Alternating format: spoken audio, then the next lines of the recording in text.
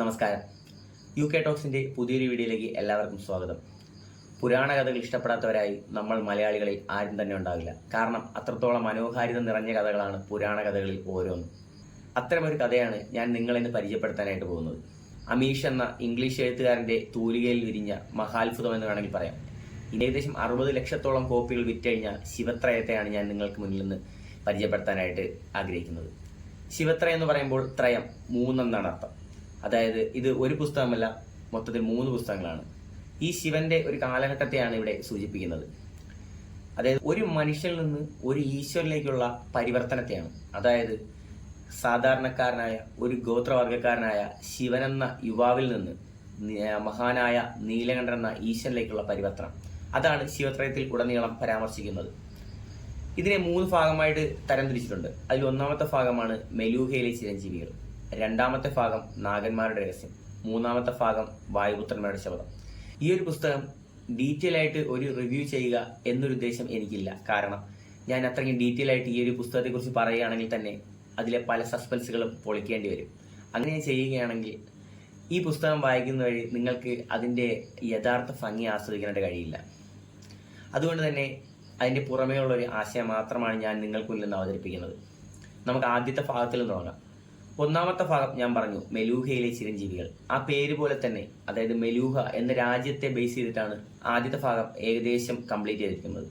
അതായത് ടിബറ്റൻ മലനിരകളുടെ അടിവാരത്ത് താമസിച്ചിരുന്ന ശിവൻ എന്ന സാധാരണ ഗോത്ര യുവാവ്, തൻ്റെ സുഹൃത്തുക്കൾ, ഇത്രയും ആൾക്കാരായിട്ട് അവർ മെലൂഹ എന്ന രാജ്യത്തിൽ എത്തപ്പെടുകയാണ്. അവിടെ എത്തിപ്പെടുകയും അവിടുത്തെ ആ സമയത്തെ മഹാരാജാവായിരുന്ന ദക്ഷൻ മഹാരാജാവും പരിവാരങ്ങളും ശിവനെ സ്വാഗതം ചെയ്യുകയും തങ്ങൾ കാത്തിരുന്ന തങ്ങളുടെ രക്ഷകൻ വന്നെന്ന് ദക്ഷന്റെ പരിവാരങ്ങളും മനസ്സിലാക്കുകയാണ്. എന്നാൽ ഇതൊന്നും ശിവന് അംഗീകരിക്കാൻ പറ്റുന്നില്ല. കാരണം ദക്ഷന്റെ പരിവാരങ്ങളും ശിവനെ ഒരു ദൈവമായിട്ടാണ് കണക്കാക്കുന്നത്. എന്നാൽ ശിവൻ അതിനെ തീർത്തും എതിർത്തിരുന്നു. കാരണം ശിവൻ അതുവരെയുള്ള ജീവിതം വെച്ച് നോക്കുകയാണെങ്കിൽ ശിവന് ഒരു പ്രത്യേകതയുമില്ലായിരുന്നു. ശിവനൊരു സാധാരണക്കാരിൽ സാധാരണയായിട്ട് ആണ് ജീവിച്ചു വന്നത് തന്നെ. എന്നാൽ ശിവന്റെ അവഗണനകൾ ഒന്നും തന്നെ മാനിക്കാതെ ദക്ഷന്റെ പടയാളികളും ശിവനെ അങ്ങേയറ്റം സ്വാഗതം ചെയ്തു മെലൂഹയിലേക്ക്. അങ്ങനെ ശിവനെ മുൻനിർത്തിക്കൊണ്ട് തന്നെ മെലൂഹയുടെ ആ ജന്മശത്രുവായ രാജ്യത്തെ എതിർക്കാനായി തയ്യാറെടുക്കുകയാണ്. ഇതിനിടയിൽ ഒരുപാട് സംഭവ വികാസങ്ങളുണ്ട്. അതൊന്നും ഞാൻ പറയുന്നില്ല, കാരണം അതെല്ലാം സസ്പെൻസ് ആയിട്ട് തന്നെ ഇരിക്കട്ടെ.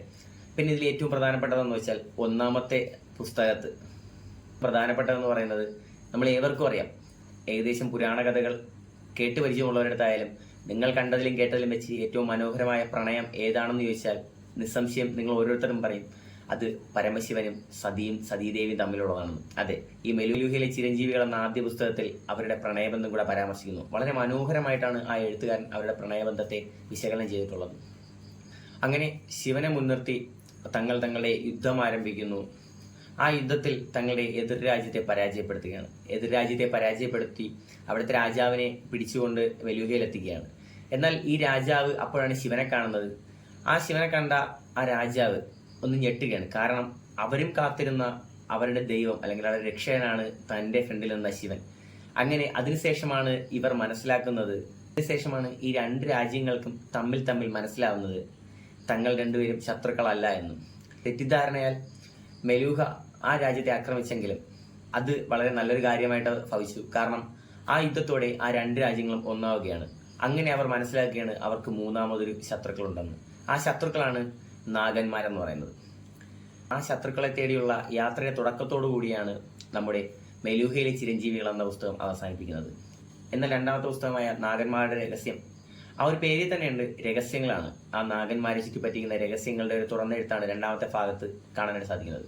അങ്ങനെ ശിവനും മെലൂഹയും എതിർരാജ്യവും അങ്ങനെ 3 പേരായിട്ട് അല്ലെങ്കിൽ 3 സഖ്യ കക്ഷികളായിട്ട് തന്നെ ഈ നാഗന്മാരുടെ രഹസ്യം കണ്ടുപിടിക്കാനും നാഗന്മാരെ പോരാടി തോൽപ്പിക്കാനുമായിട്ട് തുനിയുകയാണ്.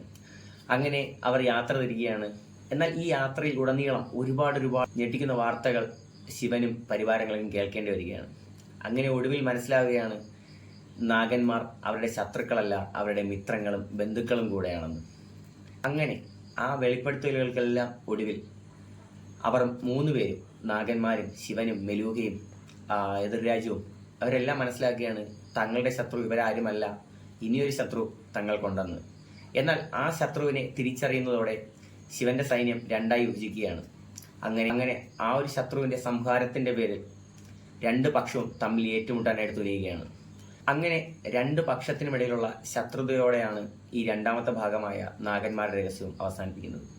എന്നാൽ മൂന്നാമത്തെ ഭാഗമായ വായുപുത്രന്മാരുടെ ശബ്ദം, അത് പേര് പോലെ തന്നെ വായുപുത്രന്മാരുമായി ബേസ് ചെയ്തിട്ടുള്ള കാര്യങ്ങളാണ്. അതായത് ആദ്യമേ ഞാൻ പറഞ്ഞല്ലോ, രണ്ട് പക്ഷമാവുന്നു. അതിലൊന്ന് ശിവന്റെ പക്ഷവും ഒന്ന് ദക്ഷന്റെ പക്ഷവും. എന്നാൽ ദക്ഷന്റെ പക്ഷത്ത് ഒരുപാട് സൈന്യമുണ്ട്, ഒരുപാട് ആയുധങ്ങളൊക്കെ ഉണ്ട്. എന്നാൽ ശിവന് അത്രയധികം ഇല്ലാത്തതുകൊണ്ട് തന്നെ ശിവൻ വായുപുത്രന്മാരുടെ സഹായം അഭ്യർത്ഥിക്കാനായിട്ട് യാത്ര തിരിക്കുന്നതാണ് മൂന്നാമത്തെ അധ്യായത്തിൽ പറയുന്നത്. അങ്ങനെ ശിവനും തന്റെ കുറച്ച് പരിവാരങ്ങളുമായി വായുപുത്രന്മാരെ കാണാനായിട്ട് പോവുകയാണ്. അവരവിടെ പോകുന്നു, കാണുന്നു, തങ്ങളുടെ അവസ്ഥ അറിയിക്കുന്നു. അങ്ങനെ വായുപുത്രന്മാർ ശിവനെ സഹായിക്കാമെന്ന് വാക്കു കൊടുക്കുന്നു. തങ്ങളുടെ കയ്യിലെ പശുപതി അസ്ത്രം ശിവന് കൊടുക്കുകയാണ്. കൊടുക്കുമ്പോൾ തന്നെ പറയുന്നു, ഒരിക്കലും ഇത് ഉപയോഗിക്കരുത്, ഇത് വെച്ച് ഭീഷണിപ്പെടുത്തുക മാത്രമേ ചെയ്യാൻ പാടുള്ളൂ, ഇത് ഉപയോഗിക്കരുതെന്ന്. അതേസമയം ശിവന്റെ ഭാഗത്ത് കുറച്ച് ആൾക്കാർ മാത്രമേ ശിവന്റെ കൂടെ പോയിട്ടുണ്ടായിരുന്നുള്ളൂ. ബാക്കി ശിവന്റെ ഭാര്യയായ സതീദേവി നയിക്കുന്ന സൈന്യം അപ്പോഴും മെലൂഹയുടെ ചുറ്റുവട്ടം തന്നെ ഉണ്ടായിരുന്നു. അങ്ങനെ ശിവൻ പശുപതി അസ്ത്രവും സ്വന്തമാക്കിക്കൊണ്ട് തിരിച്ചെത്തുമ്പോഴത്തേക്കും ശിവനെ തേടിയിരുന്ന വാർത്ത എന്ന് പറയുന്നത് ഹൃദയഭേദകമായിരുന്നു. ആ ഒരു വാർത്ത കേൾക്കുമ്പോൾ തന്നെ ശിവൻ ഈ ലോകത്തെ തന്നെ ചുട്ടിച്ചാമ്പലാക്കാൻ പോലും തുനിയുകയാണ്. അങ്ങനെ ഒടുവിൽ തൻ്റെ കയ്യിലെ പശുപതി അസ്ത്രം, വായുപുത്രന്മാർ ഉപയോഗിക്കരുത് എന്ന് പറഞ്ഞ പശുപതി അസ്ത്രം അദ്ദേഹം മെലൂഹയ്ക്ക് മേൽ പ്രയോഗിക്കുകയും മെലൂഹ ഒരു അഗ്നിചാരമായി മാറുകയും ചെയ്യുകയാണ്. ഇതോടുകൂടെയാണ് നമ്മുടെ ശിവത്രയം അവസാനിക്കുന്നത്. ഇതിനിടയിൽ മനോഹരമായ ഒരുപാട് കാര്യങ്ങളുണ്ട്. അതൊന്നും ഞാൻ ഈ വീഡിയോയിൽ പറയുന്നില്ല. കാരണം ഞാൻ പറയുകയാണെങ്കിൽ നിങ്ങൾക്ക് വായിക്കുമ്പോൾ അതിൻ്റെ ഒരു സൗന്ദര്യം ഒരിക്കലും ആസ്വദിക്കാൻ പറ്റില്ല. അതുകൊണ്ടാണ് ഞാൻ ഇതിനെ പുറമേ എന്ന് പറഞ്ഞു പോയത്. അതുപോലെ തന്നെ പ്രണയം, ഇതിൽ ഏറ്റവും കൂടുതൽ പരാമർശിക്കുന്ന പ്രണയം ശിവന്റെയും സതിയുടെയും ആണെങ്കിലും എനിക്ക് ഒരുപാട് ഇഷ്ടപ്പെട്ട ഒരു പ്രണയമാണ് ആനന്ദമയിയുടെയും പർവ്വതേശ്വരൻ്റെയും. അങ്ങനെ മനോഹരമായ പ്രണയം ഇതിനകത്തുണ്ട്. എല്ലാം കൊണ്ടും വളരെ മനോഹരമായ ഒരു പുസ്തകം, വളരെ മനോഹരമായ ഒരു കഥാസമാഹാരം എന്ന് തന്നെ പറയാം. സത്യത്തിൽ ആ ഒരു പുസ്തകം വായിച്ചു തീർന്ന് ഇന്ന് ഒരു 4-5 ദിവസമായി. ഇപ്പൊ പോലും എനിക്ക് അതിനകത്തുള്ള കുറച്ച് പേരുകൾ എൻ്റെ മനസ്സിലങ്ങനെ പതിഞ്ഞു കിടക്കുകയാണ്.